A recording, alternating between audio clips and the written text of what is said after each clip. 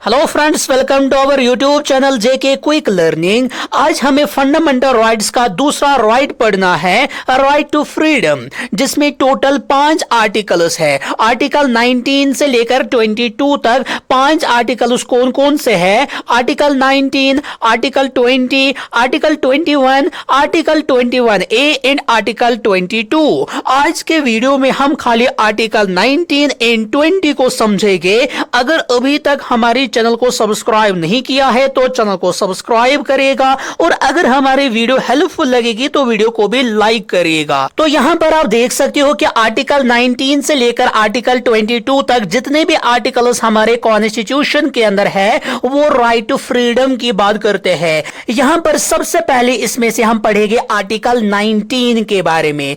हमारे कॉन्स्टिट्यूशन का आर्टिकल 19 सभी सिटीजन को 6 फ्रीडम्स देता है। बहुत ही इंपॉर्टेंट पॉइंट है। 6 के 6 फ्रीडम्स को हम समझेंगे एंड इनको याद कैसे रखोगे आप वो भी मैं बताऊंगा, और कौन सा यहां पर इनमें से डिलीट हुआ है उसको भी हम पढ़ेंगे। सबसे पहला पॉइंट आप इसका याद रखोगे, हमारे कॉन्स्टिट्यूशन का आर्टिकल 19 सभी सिटीजन्स को 6 फ्रीडम्स देता है। ये आप पहला पॉइंट याद रखोगे। अब कौन कौन सी फ्रीडम हमें ये आर्टिकल 19 देता है? सबसे पहली फ्रीडम यहां पर है right to freedom of speech and expression, यानी कि इसका मतलब यह है कि आपको बोलने की आजादी दी गई है। यानी कि हर एक सिटीजन जो हिंदुस्तान का शहरी है उसको आजादी दी गई है कि वो अपनी व्यूज को एक्सप्रेस कर सकता है, वो अपनी राय दे सकता है। ये आजादी दी गई है इसी आर्टिकल 19 के अंदर। लेकिन हर एक फ्रीडम, जो भी यहां पर हम 6 फ्रीडम्स के बारे में पढ़ेंगे,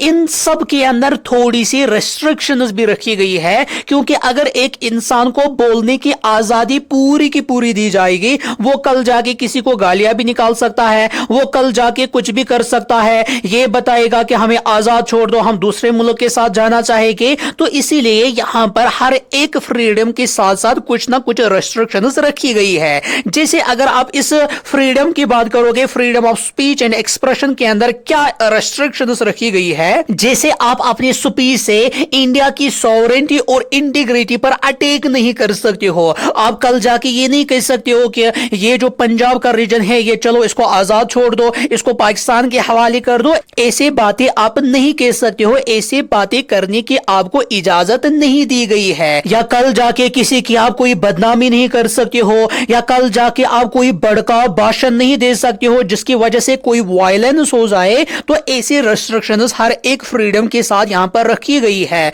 तो यहां पर आई होप कि आपको समझ में आया होगा कि पहली फ्रीडम क्या दी गई है हमें आर्टिकल 19 के अंदर। पहली आजादी क्या दी गई है कि आपको बोलने की आजादी है, अपने ख्यालात शेयर करने की आजादी है। वो या तो आप अपनी जुबान से भी बयान कर सकते हो, या तो आप लिखित में भी उसको दे सकते हो, आप बुक पब्लिश कर सकते हो, उसमें आप अपने ख्यालात को एक्सप्रेस कर सकते हो। ये आजादी हमें मिली है इसी आर्टिकल 19 के अंदर। एंड उसके बाद दूसरी आजादी क्या मिली है? Right to assemble peacefully and without arms, यानी कि हमें हक मिला है कि हम किसी भी जगह पर पुरअमन तरीके से जमा भी हो सकते हैं, लेकिन वहां पर कोई भी आर्म्स नहीं होने चाहिए, कोई हथियार वथियार नहीं होने चाहिए। अदरवाइज आप कहीं पर भी जमा हो सकते हो, जैसे रैलीज करते हैं या किसी जगह इज्तिमा होता है, या तो वहां पर आप जमा हो सकते हो, लेकिन विदाउट आर्म्स, यानी कि आपके पास कोई गन वन नहीं होनी चाहिए, वहां पर आप जमा हो सकते हो। लेकिन यहां पर भी कुछ रेस्ट्रिक्शंस इसके अंदर है। क्या? ये जो आप एक जगह पर जमा हो जाओगे, ये आप खाली पब्लिक प्लेस पर बैठ सकते हो। आप ये नहीं कह सकते हो कि कल मैं पूरा गांव लेकर जाऊंगा, किसी के जमीन में बैठ जाऊंगा ऐसे ही कब्जा करके। ऐसा नहीं है कि अगर आपको एक ही जगह पर असेंबल होने की इजाजत दी गई है कॉन्स्टिट्यूशन की तरफ से, तो आप बैठ सकते हो किसी पब्लिक प्लेस पे, किसी की प्राइवेट प्रॉपर्टी के अंदर आप घुस के नहीं बैठ सकते हो कि हमें ये हुकूक मिला है कि आप कहीं पर भी जाके जमा हो सकते हो। तो ऐसा नहीं है। एंड साथ ही साथ आप रोड पर नहीं बैठ सकते हो जिसकी वजह से जो ट्रैफिक है वो बंद हो जाए। तो इसके लिए यहां पर एक्सेप्शंस रखी गई है। हर एक केस के अंदर जमा तो हो सकते हो, ऐसा नहीं है कि आप कल जाके रोड ब्लॉक करने बैठोगे और आपको कोई कुछ नहीं बता सकता है। नहीं, अगर ट्रैफिक यहां पर बंद हो रहा है तो आप वो काम नहीं कर सकते हो। और साथ ही साथ अगर यहां पर पर कोई खतरा भी लगेगा, जो उस टाइम कोई ऑफिसर वहां पर बैठे होंगे, अगर उसको लगेगा कि लोगों के यहां पर जमा होने की वजह से कोई खतरा है, कोई वायलेंस हो सकता है, तो उस टाइम भी आपको एक ही जगह पर जमा होने की इजाजत नहीं दी जाएगी। तो ये था यहां पर दूसरा freedom, right to assemble peacefully and without arms. And उसके बाद तीसरा है यहां पर राइट टू फॉर्म एसोसिएशन और यूनियन और कोऑपरेटिव सोसाइटीज। इस कोऑपरेटिव सोसाइटी के बारे में हमने ऑलरेडी पढ़ा है, कहां पे, जब हम पढ़ रहे थे फीचर्स ऑफ इंडियन कॉन्स्टिट्यूशन। यहां पर दूसरी आजादी क्या देकर रखी है कि आप कल जाके अपना कोई एसोसिएशन बना सकते हो, या किसी एसोसिएशन के अंदर आप जुड़ भी सकते हो। कोई यूनियन होगा, कोई एसोसिएशन होगी, जैसे कि अलग अलग एसोसिएशन होते हैं अलग अलग लोगों के, जैसे टीचर्स एसोसिएशन अलग होता है, वहां पर टीचर्स की जितने भी ग्रीवेंसेस होती है वो सारी की सारी वहां पर डिस्कस की जाती है। उसके बाद उनको हायर अथॉरिटीज तक लिया जाता है जो उसके मेंबर्स होते हैं। तो इसी तरह आपको आजादी दी रखी है कि आप कोई भी एसोसिएशन बना सकते हो, यूनियन बना सकते हो, कोऑपरेटिव सोसाइटी भी बना सकते हो। उसके बाद यहां पर तीसरी फ्रीडम के बाद यहां पर चौथी फ्रीडम क्या देकर रखी है कि आपको हक दिया गया है कि आप पूरे हिंदुस्तान के अंदर कहीं पर भी घूम सकते हो, कहीं पर भी जा सकते हो। दैट मीन जहां पर आपको जी चाहेगा वहां पर आप जा सकते हो। लेकिन यह खाली बात कर रहा है कि हिंदुस्तान के अंदर आप कहीं पर भी, किसी भी स्टेट, किसी भी यूनियन टेरिटरी में जा सकते हो। आगे जाके हम नए आर्टिकल के बारे में पढ़ेंगे जो हमें यह इजाजत देता है कि आप अपने मुल्क से बाहर भी किसी दूसरे कंट्री में जा सकते हो। लेकिन हमारे इस आर्टिकल 19 की ये जो फोर्थ वाली फ्रीडम है, ये खाली बात कर रहा है आप हिंदुस्तान के अंदर किसी भी जगह पे घूम सकते हो। तो ये आजादी हमें यही आर्टिकल 19 की तरफ से मिली है। लेकिन यहां पर भी कुछ रेस्ट्रिक्शंस रखी गई है, यहां पर भी कुछ एक्सेप्शंस है। जैसे क्या रेस्ट्रिक्शंस है, जैसे ट्राइबल एरियाज के अंदर आपको जाने की इजाजत नहीं होती है। वहां पे क्यों इजाजत नहीं होती है, वहां रहने की इजाजत क्यों नहीं होती है? वहां रहने की इजाजत इसलिए नहीं होती है क्योंकि उनका जो कल्चर होता है वो डिफरेंट होता है, लैंग्वेज अलग होती है, कस्टम्स अलग होते हैं। तो इसीलिए वो उनको प्रिजर्व कर सके, उनकी वो जो उनका जो कल्चर है उस पर कोई असर ना पड़े, इसलिए वहां पर रेस्ट्रिक्शंस होती है जाने के लिए। तो बाकी आप किसी भी स्टेट के अंदर कहीं पर भी घूम सकते हो, इसकी पूरी की पूरी आजादी हमें देता है यही आर्टिकल 19। उसके बाद नई आजादी हमें मिली है इस आर्टिकल 19 की तरफ से, क्या है? Right to reside and settle in any part of the territory of the India. इसका मतलब क्या है कि आप हिंदुस्तान के किसी भी पार्ट के अंदर रह सकते हो। अभी तक ये कह रहा था कि आप घूम सकते हो, कहीं पर भी जा सकते हो, लेकिन यहां पर ये क्या बता रहा है कि आप हिंदुस्तान के किसी भी स्टेट, किसी भी पार्ट के अंदर रह सकते हो। चाहे वो टेम्पररी आप रहोगे, चाहे आप वो परमानेंटली वहां पर रहोगे, लेकिन आर्टिकल 19 हमें इस चीज की इजाजत देता है कि आप कहीं पर भी टेम्पररी भी रह सकते हो, परमानेंटली आप वहां पर भी रह सकते हो, जहां पर भी आपकी मर्जी होगी। लेकिन यहां पर भी एक्सेप्शन यही है जो मैंने ऊपर बताई थी, जो मैंने ऊपर राइट टू मूव फ्रीली के अंदर बताई थी एक्सेप्शन की, जो ट्राइबल एरियाज होते हैं वहां पर जाने की इजाजत नहीं होती है, वहां एक इंसान को रहने की इजाजत नहीं होती है। बाकी आप कहीं पर भी हिंदुस्तान के अंदर किसी भी जगह पर जा सकते हो, वहां पर परमानेंटली भी रह सकते हो, वहां पर आप साथ ही साथ टेम्पररी भी रह सकते हो। एंड उसके बाद आखिरी आजादी क्या मिली है हमें इस आर्टिकल 19 की तरफ से? Right to practice any profession और to carry on any occupation, trade और बिजनेस। यानी कि आपको कोई भी काम करने की इजाजत दी गई है। जिस काम को करने का आपका मन होगा आप वो कर सकते हो, कोई भी नौकरी आप कर सकते हो, कोई भी आपको बिजनेस करना है वो आप कर सकते हो।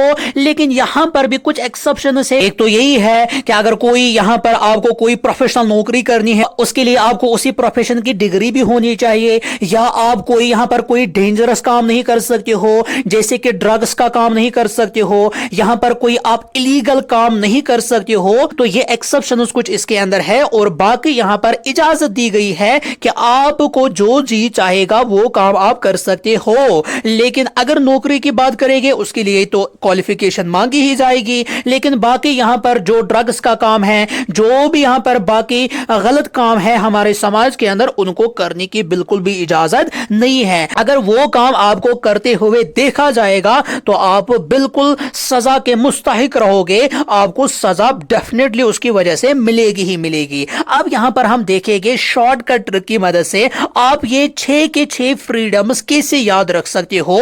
यहां पर मैंने वो शॉर्टकट ट्रिक लिखी है, साम रिसाइड्स इन पोलैंड, साम रिसाइड्स इन पोलैंड। तो कैसे आप याद रखोगे? सबसे पहले यहां पर आप देखोगे पहले ही right to freedom of speech, that means पहले वाले को आप किससे याद रखोगे? स्पीच से, दैट मींस साम, that means as per speech. उसके बाद ए का मतलब है असेंबल, यानी कि एक ही जगह पर जमा होने की इजाजत है। उसके बाद फिर से ए का मतलब है एसोसिएशन बना सकते हो, कोई ग्रुप बना सकते हो। उसके बाद फिर से क्या है? SAAM, अब आ जाएगा एम का मतलब क्या है? मूव फ्रीली, आप कहीं पर भी घूम सकते हो, जहां जी चाहेगा वहां आप जा सकते हो। एंड उसके बाद क्या है? साम रिसाइड्स, रिसाइड्स का मतलब है right to reside and settle, आप कहीं पर भी जा सकते हो रहने के लिए, वो परमानेंटली भी हो सकता है, वो टेम्पररी भी हो सकता है। साम रिसाइड्स पोलैंड, तो पी का मतलब यहां पर क्या है? प्रोफेशन, आप कोई भी काम कर सकते हो। यहां पर कुछ एक्सेप्शंस है, वो भी मैंने आपको साथ साथ बताई।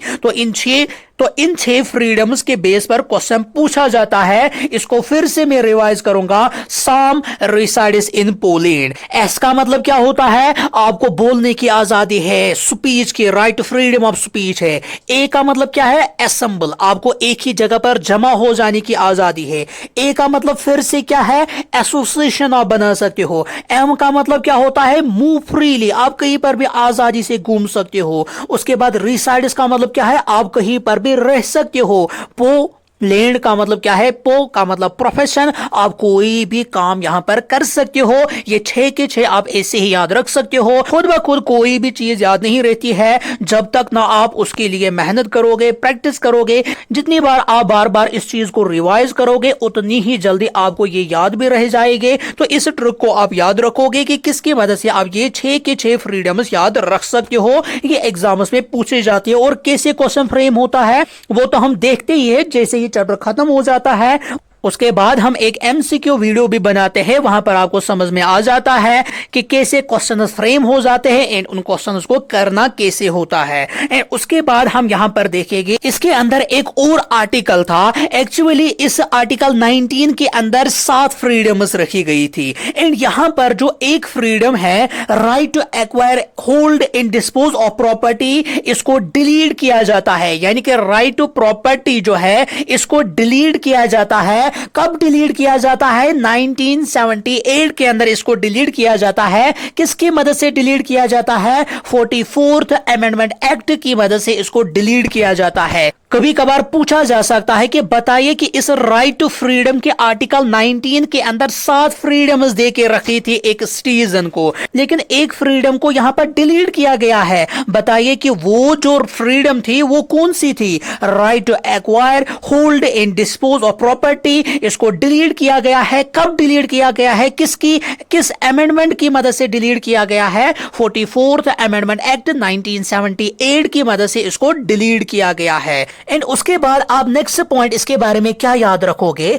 अगर हमारी स्टेट यानी कि अगर हमारी गवर्नमेंट इन 6 राइट्स को वायलेट करने की कोशिश करती है तो कॉन्स्टिट्यूशन हमें प्रोटेक्ट करेगा। प्रोटेक्ट करने का मतलब क्या है कि अगर इन 6 राइट्स में से आपका कोई भी राइट वायलेट हो रहा है तो आप डायरेक्टली सुप्रीम कोर्ट के पास जा सकते हो, कोर्ट के अंदर जा सकते हो कि मुझे बोलने की आजादी नहीं दी जाती है, मुझे हिंदुस्तान के दूसरे स्टेट के अंदर जाने की इजाजत नहीं दी जाती है, मुझे कोई काम करने की इजाजत नहीं दी जाती है यहां पर गवर्नमेंट की तरफ से। तो अगर आपका कोई भी इन फ्रीडम्स में से कोई भी फ्रीडम छीनी जाती है तो आप डायरेक्टली कोर्ट के पास जा सकते हो कि यह आजादी मुझसे छीनी जाती है। लेकिन अगर यही 6 राइट्स कोई प्राइवेट इंडिविजुअल वायलेट करेगा तो आप सुप्रीम कोर्ट के पास नहीं जा सकते हो कि इसने ये राइट मेरा वायलेट किया है। जैसे कल जाके आपको यहां पर आजादी दी गई है कि आप एक ही जगह पर जमा हो सकते हो,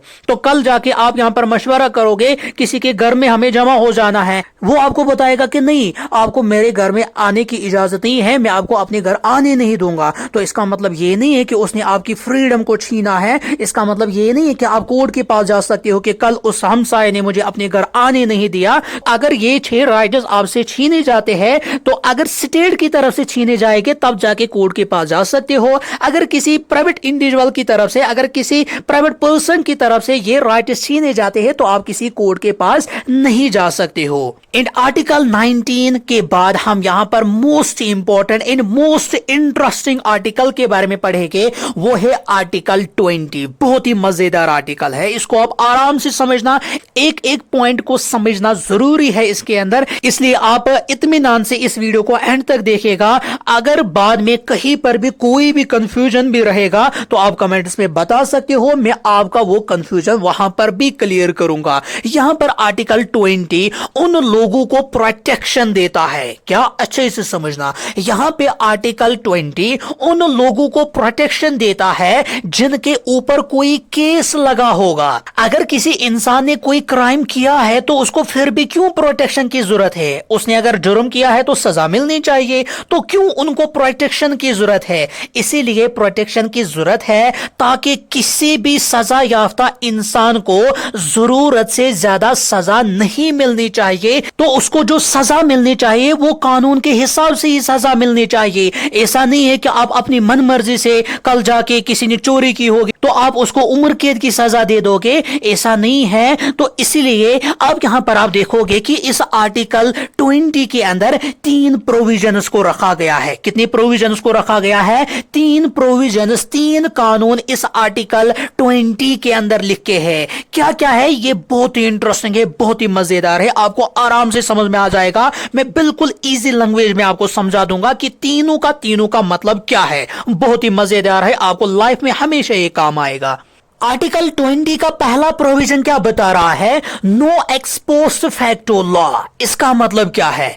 जिस टाइम आपने कोई क्राइम किया है, अगर उस टाइम के हिसाब से वो क्राइम है तब जाके आपको सजा दी जाएगी, अगर नहीं है तो आपको सजा नहीं दी जाएगी। तो मतलब क्या है, चलिए एग्जाम्पल की मदद से समझते हैं। फॉर एग्जाम्पल, अगर आपने 2015 के अंदर चोरी की है एंड उस टाइम के कानून के हिसाब से अगर आपने कोई चोरी की है तो आपको 3 महीने की सजा होगी और 10,000 का जुर्माना देना पड़ेगा। लेकिन अब आ चुका है 2024, कल जाके गवर्नमेंट कानून बनाएगी कि जो बंदा चोरी करेगा उसको 10 लाख का जुर्माना देना पड़ेगा और साथ ही साथ उसको यहां पर 1 साल की सजा भी दी जाएगी। लेकिन अगर आपने ये जो गुनाह है, अगर आपने चोरी की है 2024 से पहले, यानी कि 2023 में की है, 2020 में की है, 2016 में की है, अगर आपने ये नया कानून बनने से पहले वो चोरी की है तो आपको पुराने कानून के हिसाब से ही सजा दी जाएगी,